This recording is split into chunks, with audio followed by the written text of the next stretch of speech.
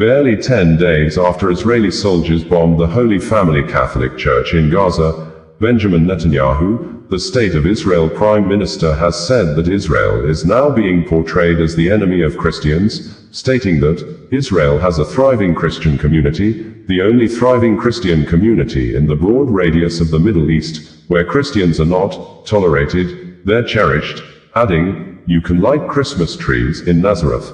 But in Bethlehem, the birthplace of Jesus, when Israel left and the Palestinian Authority came in, the Christian majority shrank from 80% to under 20%, because there was no more Israel to protect them," though Prime Minister Benjamin Netanyahu did not mention the bombing of the Catholic Church in Gaza that led to the killing of 3 persons and injuring to several people, including the Parish Priest. It could be recalled that the Israel Defense Forces IDF action against the Christian holy place in Gaza sparked global condemnations, with the head of the Catholic Church, Pope Leo XIV, in a statement on Sunday, July 20, 2025, while speaking after his Angelus prayer, read out the names of those killed in the incident and said, "I appeal to the international community to observe humanitarian law and respect the obligation to protect civilians as well as the prohibition of collective punishment, of indiscriminate use of force and forced displacement of the population."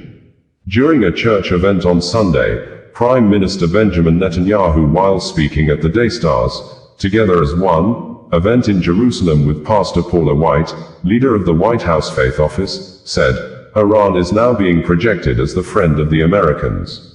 Word to word of Prime Minister Benjamin Netanyahu's speech as transcribed and made available by the Office of the Israel Prime Minister on Sunday, reads below.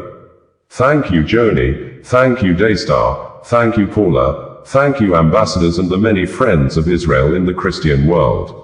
This is the city and the land where it all began. The Judeo-Christian tradition that promoted the belief in monotheism, a single God, that developed the idea of the sanctity of life, the sanctity of individual life, the idea of freedom. In an ancient world that was swamped with massive slavery to build these ancient empires, the Jewish people came out with the idea that slavery should be limited and ultimately removed. This was revolutionary. The beginning of the idea of freedom began in this land, and that idea spread throughout the centuries and especially in modern times, and changed the world. It gives hope to the world.